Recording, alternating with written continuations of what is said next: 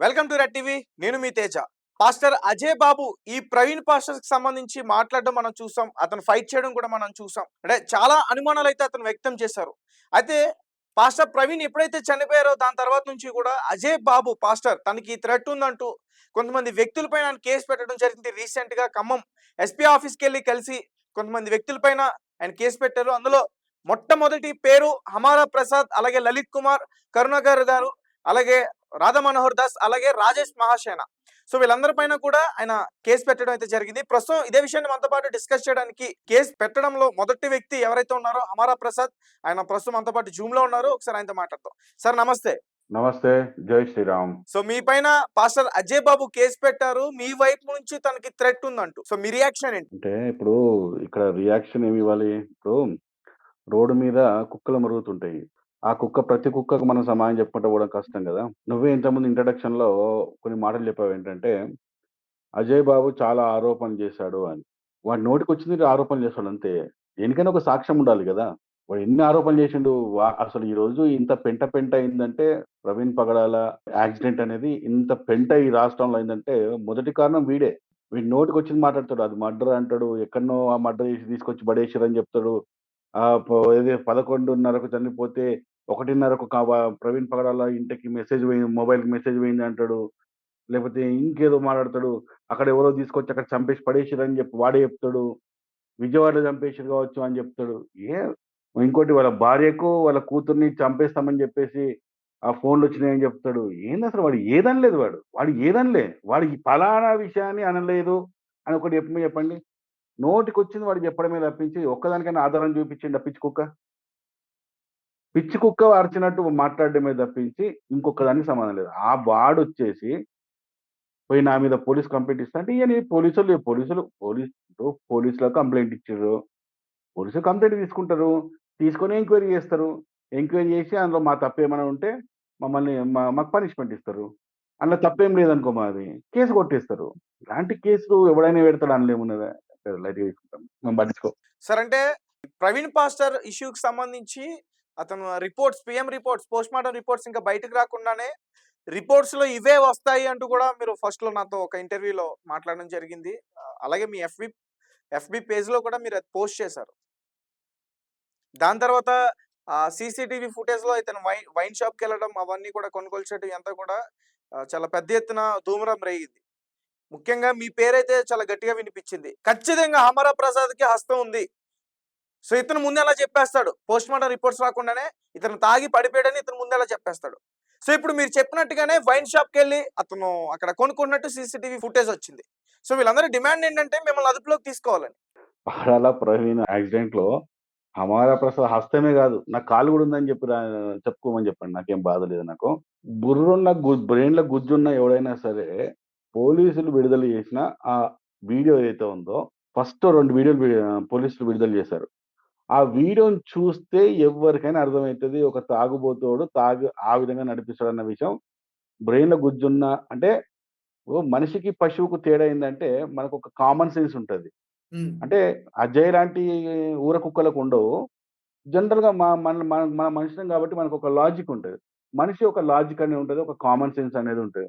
ఆ రెండిటిని మనం అప్లై చేస్తాం కాబట్టి, ఒక వీడియో చూసినప్పుడు గాని, ఒక సిట్యుయేషన్ చూసినప్పుడు మనకు మనం అర్థం చేసుకోవడానికి ప్రయత్నం చేస్తాం మనం.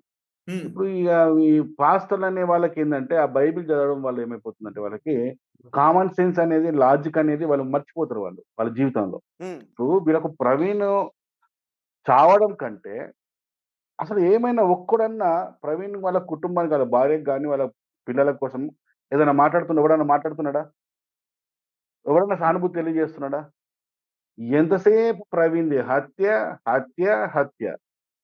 ఈ పోరంబోకోడు అజయ్ అనే ఒక పోరంబోకోడు ఎలాంటి మాటలు మాట్లాడాడంటే, అసలు ప్రవీణ్ పగడాలకు ఒక ముస్లిం షమి అని చెప్పేసి నెల్లూరుకి సంబంధించిన ఒక మత పెద్దకు ఒక వార్ జరిగిన విషయం మనందరికీ తెలిసిన విషయమే. అతను చంపేస్తా అది సంథింగ్ ఎలాంటివో కొన్ని స్టేట్‌మెంట్ ఇచ్చాడు. ఆయన స్టేట్‌మెంట్ ఇచ్చాడో ఆ స్టేట్‌మెంట్‌కి నేను ఖండించడం లేదు. నేను షమీ గారికి సపోర్ట్ చేస్తున్నాను. ఎందుకంటే వాళ్ళ దేవుడి గురించి, వాళ్ళ మసీదు గురించి, ఆ మసీదులో ఉన్న స్త్రీల గురించి ఎంత నీచంగా ఈ ప్రవీణ్ పగడాలనే అడ్డగాడిద మాట్లాడిండంటే, ఈ తాగుబోతోడు ఎంత ఘోరంగా మాట్లాడిండంటే, ఆ మాటలు విన్న తర్వాత ఎవడైనా తిడతాడు. అదే ప్రవీణ పగడాల చనిపోయిన తర్వాత మా రాముడి గురించి, మా సీతమ్మ గురించి మాట్లాడిన దారుణమైన మాటలు మేము విన్న తర్వాత, మేము గూడా అదే మాట ఆ విధంగానే స్పందిస్తాం మేము. అందులో తప్పే లేదు. ఫస్ట్ పాయింట్ ఏందంటే, అసలు ప్రవీణ్ పగడాలనే ఒక తాగుబోతోడు మాట్లాడాల్సింది ఏంటి అంటే మన చర్చ్‌లో, నల్లటల పుస్తకం గురించి మాట్లాడు. నీ బైబిల్ గురించి మాట్లాడుకో. యేసు గురించి మాట్లాడుకో. ఆ 2 చెక్క ముక్కల మీద యేసుకు 3 మునలతోని ఎట్లా చంపిర్రో దాని గురించి మాట్లాడుకో. అర్థమైతుందా? ఇలాంటివి మాకవసరం లేదు మాకవి. హ్మ్. మాకెందుకు చెప్పవి? నువ్వు అవి మాట్లాడుకోకుండా, మా రాముడు గురించి, మా సీతమ్మ గురించి, అల్లా హ్మ్. గురించి, ప్రవక్త గురించి, ముస్లిం మహిళలు మసీదులకు పోయే దాని గురించి మాట్లాడాల్సిన అవసరం హ్మ్. నీకేముంది? ద్వేషాలను రెచ్చగొట్టింది వాడే గదా! మరి వాడు హ్మ్. అలాంటి మాటలు మాట్లాడిండు గాబట్టి ముస్లిం సమాజం ఆ విధంగా రియాక్ట్ అయింది గదా! అసలు మరి ఆ మాటనే అనకపోతే అయిపోతుండే గదా! ఈ ఈ ఈ ఈ గందరగోళంలో ఈ అజయ్ అని ఒక పిచ్చి కుక్క. అది ఏం మాట్లాడుతదో అర్థం గాదు. ఈ పిచ్చి కుక్క ఏం మాట్లాడుతదంటే, ఈ రంజాన్ మాసంలో పవిత్రమైన రోజులో, ఈ పవిత్రమైన రోజుల్లో ముస్లిమ్స్ దాడులు జేయరు, మర్డర్‌లు జేయరు. కానీ ఎట్టిగ పడి ఉన్న హిందువులు మాత్రం ఆళ్ళొక మతోన్మాదులు ప్రపంచవ్యాప్తంగా దాడులు జేసిర్రు, బాంబులేస్తున్నారు. వాళ్ళు మాత్రం దాడులు చేయొచ్చు. అసలు మాకేమైనా సంబంధం ఉందా? తిట్టినోడు మంచిగున్నాడు. తిట్టించుకున్నోడు సచ్చిండు. మధ్యలో మా మీదెందుకు? ఇటువంటి ఒక పనికిమాలినోడు, ఒక బేస్‌లెస్ ఆరోపణలు చేసుకుంటూ, మేము ఖచ్చితంగా రేపు అజయ్ మీద మేము చట్టపరమైన చర్యలు తీసుకుంటాం మేము. 100% తీసుకుంటాం. Not only Ajay. అజయ్ మొత్తం 9 మంది లిస్ట్ తీసాం మేము. వాళ్ళ వీడియోలు, వాళ్ళ లింకులన్నీ గూడా డౌన్‌లోడ్ చేసి పెట్టాము. హుహు. ఆల్రెడీ మా లాయర్ గూడా మొత్తం లింక్స్ గూడా అన్ని ఇచ్చాము. వీళ్ళందరి మీద అలాగే అజయ్ నన్ను బూతులు తిడుతూ గూడా 2 వీడియోలున్నాయి. ఇదే సందర్భంలో ప్రవీణ్ పగడాల సందర్భంలో. వాడి మీద నేను అట్రాసిటీ కేస్ గూడా ఫైల్ చేయబోతున్నా. ఎలాంటి సంబంధం లేని మమ్మల్ని ఈ కేస్‌లో మేమే చంపామని నా పేరు తీస్తూ మిగతా వాళ్ళ పేరు గురించి నాకు అవసరం లేదు. నా పేరు తీస్తూ మాట్లాడినందుకు నేను పరువు నష్టం దావాలేస్తున్నా. అలాగే అట్రాసిటీ కేసులు గూడా ఏస్తున్నా. మీ గురించి మాట్లాడినందుకా? నా గురించి మాట్లాడినందుకు చెప్తున్నా నేను. సో, ఇవన్నీ గూడా ఆల్రెడీ లాయర్‌కి ఇచ్చేసాము. లాయర్ అంతా ఫైలింగ్ చేస్తున్నారు. మేము వెయిట్ చేస్తున్నాం ఏంది అంటే, పోలీస్ వాళ్ళు పోస్ట్‌మార్టం రిపోర్ట్ ఆ రిపోర్టు ఫైనల్‌గా పోలీస్ వాళ్ళు కంక్లూజన్ చేసింది మర్డరా? లేకుంటే యాక్సిడెంటల్‌గా చనిపోయిండా అనేది కంక్లూజన్ చేస్తారు గదా! దాన్ని బట్టి అవి అవి బయటకు రాగానే అవి 2, 3 రోజులొచ్చేస్తాయి అవి. హ్మ్. రాగానే ఇమ్మీడియేట్‌గా మేము చట్టపరమైన చర్యలు అన్ని విధాలుగా తీసుకొని, వానికి నాన్ బెయిలబుల్ కేసుల కింద ఏసి, వాని బొక్కలో ఏసి వానికి బుద్ధి చెప్పేయకపోతే మళ్ళా నా పేరు మార్చుకో రామారావు ప్రసాద్. సార్ అంటే మీతో పాటు 'లలిత్ కుమార్' గారు, అలాగే 'కరుణాకర్' గారు కూడా వాళ్ళ పేర్లు కూడా మెన్షన్ చేశారు. అంటే ఈ వార్త వాళ్ళకి తెలిసుంటుందా? అందరం ఎవరిది వాళ్ళు కేసులేసుకుంటున్నాం. జాయింట్ కేసేసి అన్నీ కలిపి ఒకటే కేసులాగా చెయ్యం దీన్ని. ఎవరి కేసులు వాళ్ళే. ఇప్పుడు నన్నన్నాడు గాబట్టి నేనేసుకుంటా కేసు. హ్మ్. నన్నన్నాడు గాబట్టి నా పరువు నష్టం దావా యేసుకుంటా. హ్మ్. నన్నన్నాడు గాబట్టి ఆహ్, ఏది నా మీద అనవసరమైన ఆరోపణలు జేసి చట్టపరమైన చర్యలు అవన్నీ తీసుకుంటాం మేమవన్నీ. నాన్ బెయిలబుల్ కేసులు అన్నీ గూడా 100% చాలా లీగల్‌గా ఫేస్ జేయాల్సొస్తది అజయ్ బాబుకి. హ్మ్. అలాగే నన్ను చాలా రకాల ఒక 2, 3 మాటలు ఆహ్, చాలా బూతులతోని మాట్లాడిన వీడియోలున్నాయి. ఏది ఈ సందర్భంలో. ప్రవీణ్ పగడాల సందర్భంలో. నేను మిగతా సందర్భంలో మాట్లాడింది తీయట్లేదు నేను. ప్రవీణ్ పగడాల సందర్భంలో నన్ను బూతులు తిట్టుకుంటూ మాట్లాడినున్నాయి. వాటి మీద కూడా అట్రాసిటీ ఫైల్ చేస్తున్నాను. రైట్. సార్ అంటే ఇప్పుడు మీరు ఈ పోస్ట్‌మార్టం రిపోర్ట్ గురించి మీరు ముందు పెట్టారు గదా!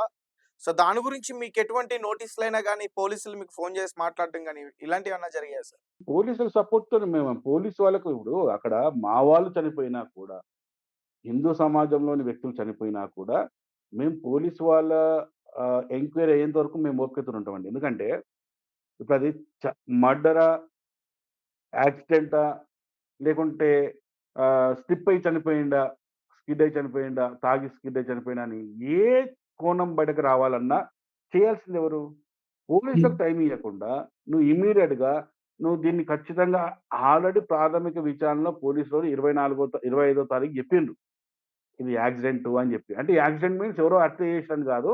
ఆయన స్కిడ్ అయ్యి అక్కడ చనిపోయిండు అని జెప్పేసి చెప్పిర్రు. కింద ఎఫ్ఐఆర్ చేయాలని జెప్పి ఆ రోజు క్రైస్తవ సమాజం ఒప్పుకునే స్థితిలో లేదు.